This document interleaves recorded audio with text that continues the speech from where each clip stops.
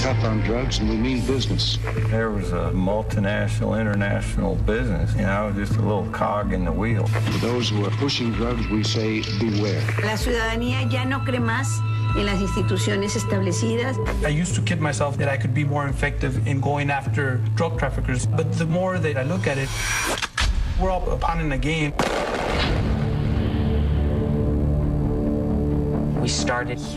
Bienvenidas y bienvenidos, gracias por estar aquí. Acabamos de ver este fragmento, este tráiler de un documental que se llama Lo que reina en las sombras. Un documental que pues aborda todo lo que en México ha pasado en materia de combate a la delincuencia, al crimen organizado, al narcotráfico y las consecuencias y efectos que este país, el nuestro, ha tenido en los últimos años. Estamos hablando de desapariciones por miles, de muertes por miles y de una situación que no para y que desde luego obliga a la sociedad mexicana y en general pues a quienes están siguiendo a México de cerca a revisar estos años y estas circunstancias. Le agradezco mucho a Jimena Martí, que es coproductora junto con Carlos Gómez del documental Lo que reina en las sombras. Jimena, gracias por estar aquí, bienvenida. Gracias por recibirnos. Gracias, Jimena. Y Bernardo Ruiz está en el estudio de CNN también aquí. Bernardo es director del documental Lo que reina en las sombras. Bernardo, gracias por estar aquí y bienvenido. Muchas gracias, es un gustazo. Al contrario, a los dos que están aquí. Y bueno, yo preguntaba y platicaba con ustedes antes de iniciar esta transmisión formalmente acerca de cómo hacer un documental así, Jimena, y te lo pregunto en directo porque mucha gente se lo va a preguntar. Jimena Martí forma parte de una familia que ha sufrido en carne propia lo que significa el secuestro, la violencia, un sistema de justicia tremendamente ineficaz y bueno, todo lo que ve involucrado en el caso de lo que sucedió con tu hermano Fernando Martí, este joven que fue secuestrado y asesinado tristemente y que se ha convertido en uno de esos grandes casos paradigmáticos que llevó incluso a tu padre, un muy estimado ciudadano de esta sociedad, a generar un activismo a favor de la justicia y de muchas otras cosas a raíz de lo que ocurrió con su propio hijo. Jimena, yo preguntaba y platicábamos sobre lo que significa que alguien como tú, como Carlos, tu esposo, en el caso de Bernardo es el director, pero hayan decidido abordar el tema en general, pero no incluir la historia de Fernando. Cuéntanos de eso. Es decir, lo que no tiene el documental, pero que lo tiene implícitamente. Exacto.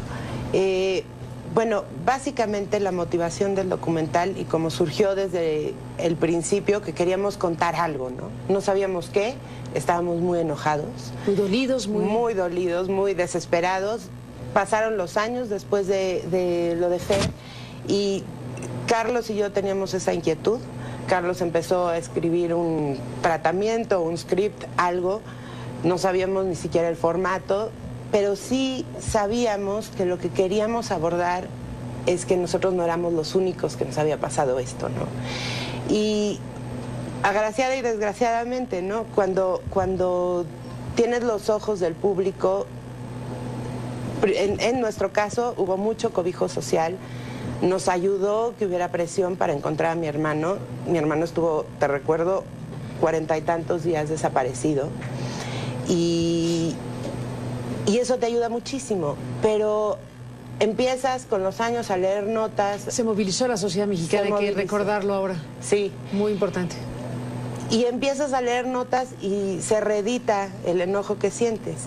Y te das cuenta que a esa gente nadie la va a pelar, ¿no? Entonces, un poco la misión, Carlos, yo era que usar un poquito esto que nos pasó para que el público empatice, los mexicanos empaticemos con los que están pasando lo mismo que nosotros pasamos, ¿no? Y en el camino, pues cruzaron miradas con Bernardo Ruiz como director del documental y bueno, en esta coincidencia de un objetivo de hacer algo al respecto, llegaste como director de esto que es Lo que reina en las sombras. ¿Cómo va el asunto? ¿Cómo es que se puede retratar vía un documental esta complejidad que se ha vivido en México? Pues primero, hay pocas veces como realizador cuando lo que uno quiere hacer de forma independiente se alinea de forma tan perfecta con productores ejecutivos, como son esos productores con quien he tenido el gusto tan grande con quien trabajar. Yo había hecho un trabajo anteriormente que se llama Reportero, otro documental que en este caso retrataba las experiencias, las amenazas contra periodistas. Es el caso de Semanario Z en Tijuana. En esta película sigo a Sergio Haro, un reportero y fotoperiodista veterano de la frontera, y estuve filmando a lo largo de 2 años, un poco más de 2 años y medio, y coleccioné muchas historias durante el proceso de hacer esa película. Y tenían tanto material, había escuchado tantas historias que tenía muchas ganas de ser como una especie de tríptico, no un retrato multifacético de la problemática, pero hablando también de la responsabilidad estadounidense, pero viéndolo también desde lo que ha pasado, donde yo siento que en las comunidades que han sufrido han tenido el impacto más doloroso, que son las familias de los desaparecidos. Entonces mi trabajo fue ir a buscar esas historias y incluirlas. Quería reunir voces, y eso fue mi trabajo como realizador. Cómo reunir voces distintas en un solo trabajo. Estados Unidos, México, es los carriles por donde desarrollas tu trabajo, donde se desenvuelven estas historias. Pues sí, soy hijo de padre mexicano, madre norteamericana, tengo la doble nacionalidad. Todo mi trabajo gira alrededor de esa relación amor y odio entre los dos países. Lo hemos hablado muchas veces, que los dos países ni siquiera están de acuerdo del nombre del río que nos divide, ¿no? Que es el río Bravo, allá es el Río Grande. Y pues esa dualidad siempre lo he encontrado fascinante. Y de hecho yo diría que esta película, que obviamente toma el tema del narco, más allá de eso es una reflexión sobre esa relación entre los dos países, qué funciona, qué no funciona, y es por eso que tenemos esas 3 perspectivas diferentes, ¿no?, de los dos países. Ahora, Jimena, estamos hablando de un documental donde la carga testimonial es básica, como se puede apreciar, pero ¿qué más incorporan? ¿Qué tipo de elementos informativos, qué tipo de elementos para poder retratar precisamente lo que son números, voces, testimonios y existencias? En fin, son muchos elementos que se pueden tener. ¿Con qué cuenta esto que es Lo que reina en las sombras? Bueno, quería un poco ahondar sobre lo que dijo Bernardo también, y que tiene que ver con lo que preguntas. Desde el inicio la idea fue que fuera una coproducción mexicano-americana, porque sentíamos que siempre la historia estaba contada de un lado o del otro, y se obvian muchas cosas. De un lado y del otro. Y de un lado y del otro. Y todo el mundo tiene sus argumentos válidos hasta cierto punto, hasta que llegas al punto del otro, ¿no? Entonces, desde el inicio, cuando Carlos salió a buscar una coproducción, fue con Participant, y así llegamos a Bernardo, ¿no? No fue un camino directo. Y bueno, lo que preguntas en términos de cifras, estadísticas, investigamos muchísimo. Bernardo sabe mucho del tema, pero está en el tejido del documental, está como en la mirada del director. No hay cifras ahí, no hay estadísticas. Trató Bernardo, y lo hizo muy bien, de no mostrar esta parte como súper sangrienta, violenta, de la que ya estamos muy saturados y que a veces nos hace retirarnos del tema, ¿no? Entonces, es más bien una narrativa humana, que da cuenta de la complejidad humana, de personas que están metidas en esta trama, y que nos dan como nos abren una puertita para empezar a entender el problema. No pretendemos abarcarlo, pretendemos como empezar la conversación. Déjenme, Jimena, Bernardo, hacer una pausa y regresamos en esta conversación hablando de Lo que reina en las sombras. Bueno, tiene título en español y en inglés. Así es. ¿Qué es como en inglés? Kingdom of Shadows en inglés. Venga, volvemos después de la pausa.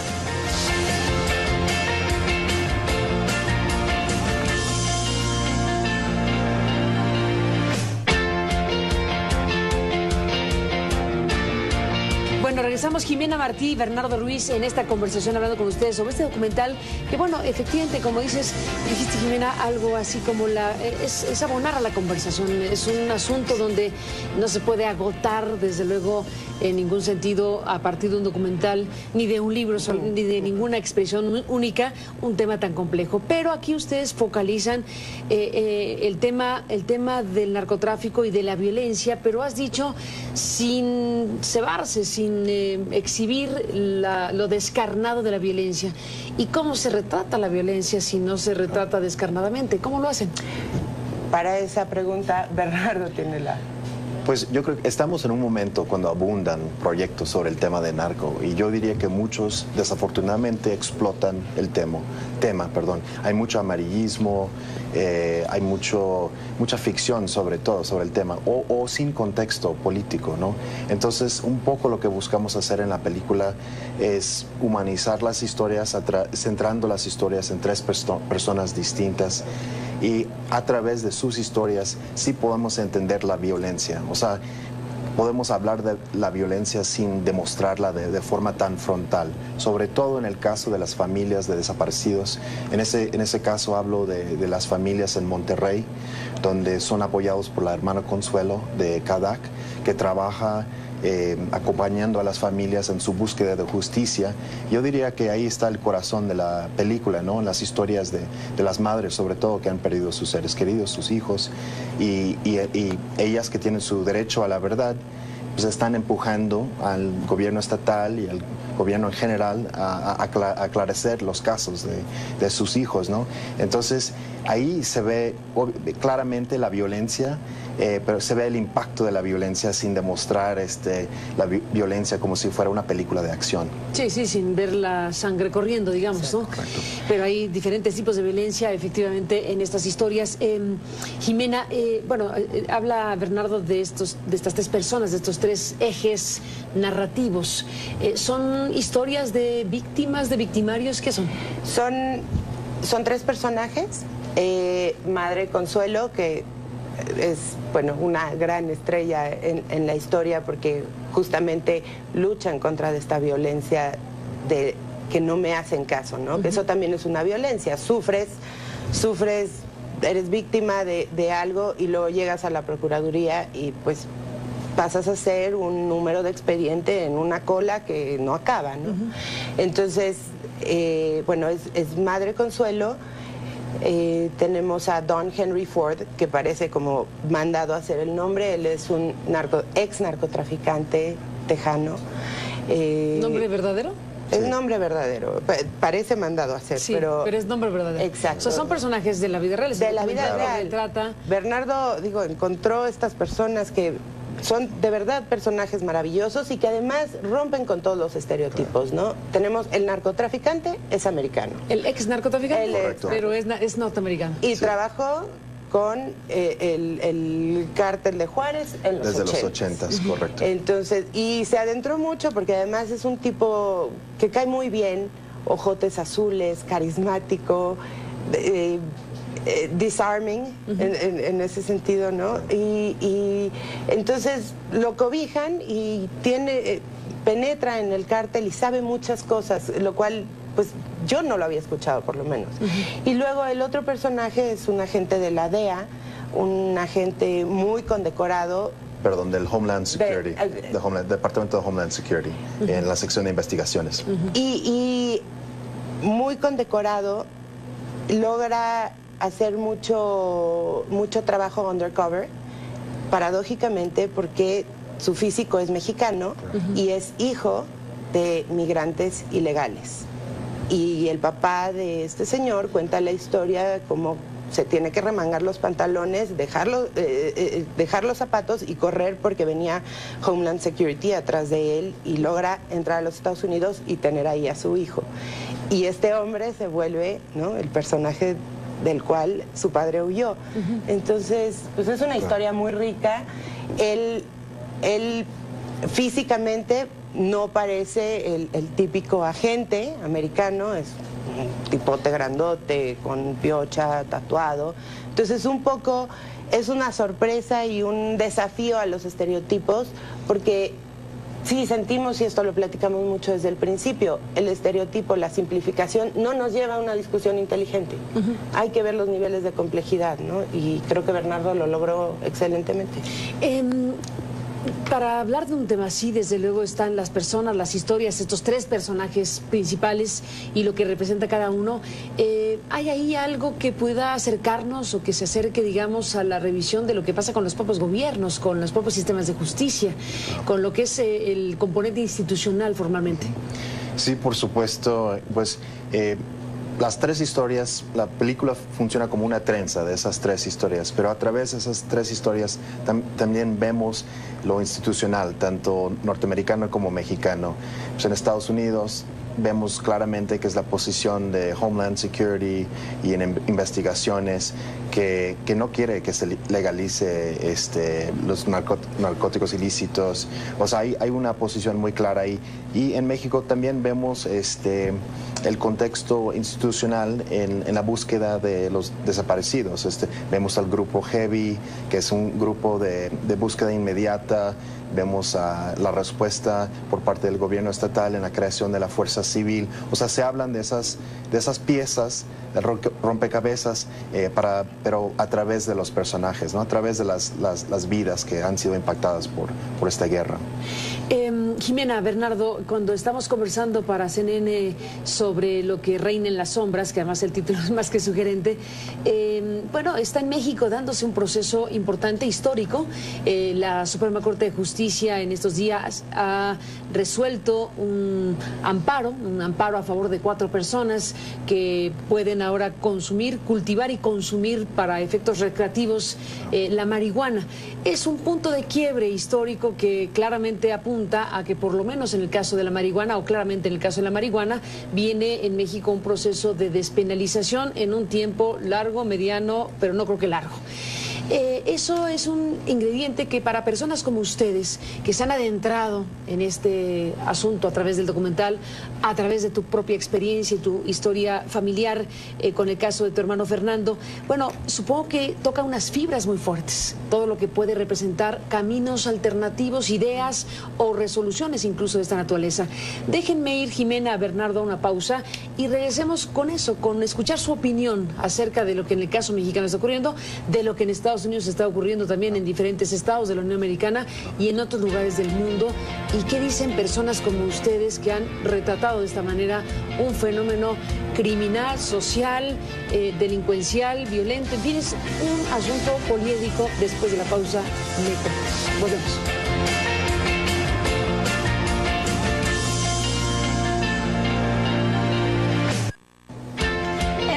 Más regresamos con Jimena Martí y Bernardo Ruiz hablando de lo que reina en las sombras. Volvemos con ellos. Decir un poco. Jimena, Bernardo, nos despedimos de este programa con este último bloque. Imposible no preguntar qué piensan, qué reflexión, qué opinión, si es que la tienen terminada de pensar, respecto a cosas como despenalizar el cultivo y el consumo de marihuana para efectos recreativos o medicinales, o la ruta que se está caminando en México en estos momentos, amén de lo que está sucediendo claramente en Estados Unidos y en otras partes del mundo. Jimena, para gente que ha vivido tan en la entraña procesos de esta naturaleza, donde la delincuencia organizada, la violencia, el crimen, etcétera, está ahí, ¿qué dices, Jimena? He cambiado mucho de punto de vista y aún no me queda claro. Creo que es por lo complejo del tema. Se vale tener... Pero bueno, definitivamente, si está pasando en Estados Unidos, nos tenemos que hablar, ¿no? En términos de congruencia. No puede haber una línea imaginaria en donde las cosas se vuelven legales y las cosas... Es un poco falso y es un poco insostenible. Y además creo que causa muchísimo enojo acá, que gente... ponemos los muertos. Que ponemos los muertos, y allá es un asunto pues de entretenimiento, diversión, etcétera, ¿no? Creo que ese es como el corazón emocional de la historia. Pero ya en términos de operatividad, de implementar esto, no tengo idea. Es como un hoyo negro. Me parece verdaderamente un acertijo que espero que la gente inteligente y preparada de este país pueda encauzarnos Y resolver. Pues sí, hacer algo que tenga sentido, ¿no? ¿Qué dices, Bernardo? Pues yo comparto... Viéndolo de esos allá y de acá. Comparto esa posición y que también mi propia posición se ha evolucionado a lo largo del tiempo. Veo que hay una necesidad de hacer otra estrategia. Obviamente tenemos la evidencia clara que la estrategia de los últimos años no ha resultado exitoso, o sea, no ha parado el tráfico de narcóticos ilícitos. Comunidades han sufrido de forma horrífica en dos lados de la frontera. Yo creo que en muchos lados tenemos una conversación ya de buscar un cambio. Igual, o sea, esas preguntas de cómo se implementaría toda esa infraestructura y hacerlo de esa forma, o sea, eso ahí queda la pregunta, ¿no? Pero de que necesitamos otro tipo de conversación, yo creo que no queda duda. Hay una parte que con esto podemos cerrar también, que tiene que ver con las zonas geográficas donde ocurren las cosas, porque bueno, el crimen organizado, la violencia está en muchos lugares, pero aquí hay un foco sobre esta zona fascinante, terriblemente fascinante, que es la frontera.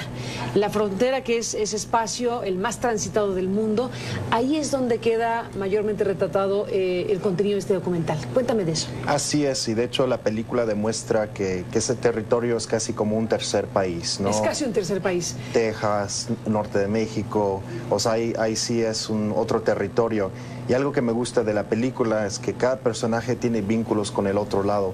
En los principios de la película, Don Henry Ford, el ex traficante vaquero, casi un tipo John Wayne, ¿no? pero que trabajó por el Cártel de Juárez, nos dice, no se puede hablar de Texas sin hablar de México. Cosa tan sencilla y tan obvia, pero decirlo en Estados Unidos a veces causa una reacción muy grande, ¿no?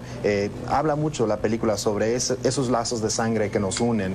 Querer hacer algo, o sea, a partir de una experiencia terriblemente fuerte como lo que ocurrió con tu hermano Fernando Martí en México en 2008, a partir de esa sacudida y todo lo que involucra, bueno, hacer algo. ¿Qué esperarías que ocurra con quien ve el documental? ¿Qué fibras tocar? ¿Qué desearías que ocurriera? Para mí es tocar la fibra de la empatía. A mí, de las cosas que más me hacen rabiar a lo largo del tiempo, no es ni siquiera la institución, la aplicación de la ley, la procuración de justicia. Eso me hace enojar, pero lo que más me duele es cuando escucho a alguien cercano a mí decir, bueno, pero desaparecieron, quién sabe dónde estaban metidos. Eso, porque mi hermano estuvo a 2 de ser un desaparecido más. Exacto. ¿No? Y a mí esa parte de culpabilizar a las víctimas me parte el alma. O sea, si me dijeras cuál es tu lista Santa Claus, es eso, que logres ver que el que está en la pantalla puede ser tú. Pues ahí está, Jimena Martí y Bernardo Ruiz, a los dos gracias por venir a contarlo, por venir a platicar de lo que reina en las sombras y de este esfuerzo que han hecho para que este documental exista. A los dos gracias, y a Carlos Gómez, el productor también, que está por aquí en el estudio CNN, no en el estudio acá, pero al lado como visita. Gracias a los tres por estar aquí y hasta la próxima. Gracias que nos permitió acompañarle.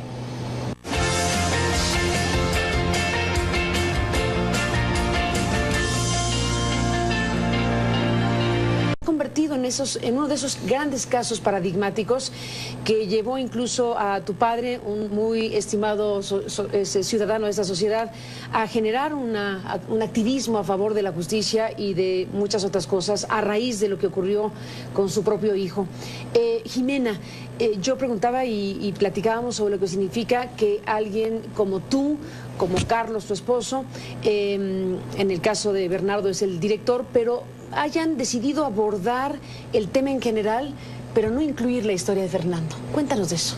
Es decir, lo que no tiene el documental, pero que lo tiene implícitamente. Exacto.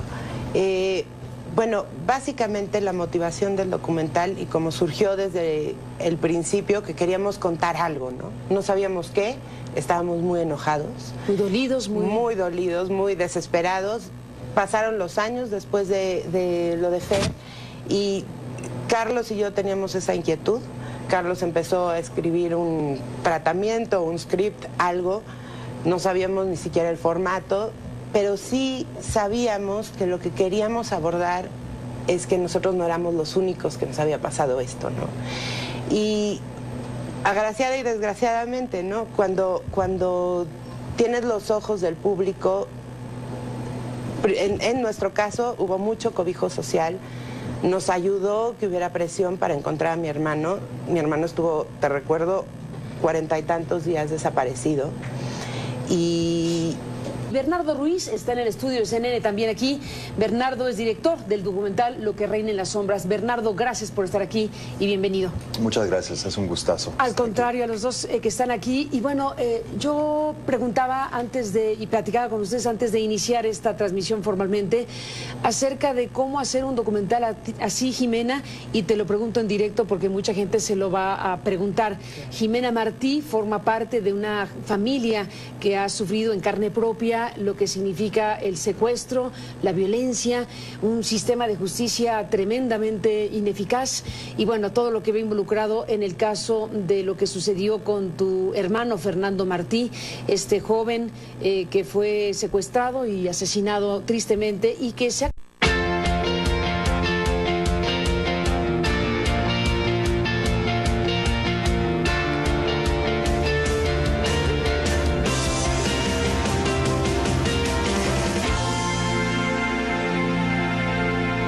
Tough on drugs, and we mean business.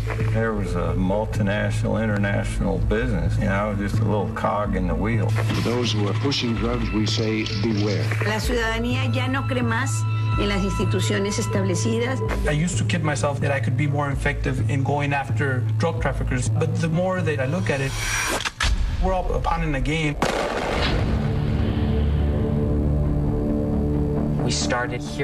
Bienvenidas y bienvenidos, gracias por estar aquí. Acabamos de ver este fragmento, este tráiler de un documental que se llama Lo que reina en las sombras. Un documental que pues aborda todo lo que en México ha pasado en materia de combate a la delincuencia, al crimen organizado, al narcotráfico y las consecuencias y efectos que este país, el nuestro, ha tenido en los últimos años. Estamos hablando de desapariciones por miles, de muertes por miles y de una situación que no para y que desde luego obliga a la sociedad mexicana y en general pues a quienes están siguiendo a México de cerca a revisar estos años y estas circunstancias. Le agradezco mucho a Jimena Martí, que es coproductora junto con Carlos Gómez del documental Lo que reina en las sombras. Jimena, gracias por estar aquí, bienvenida. gracias por recibirnos. Gracias, Jimena.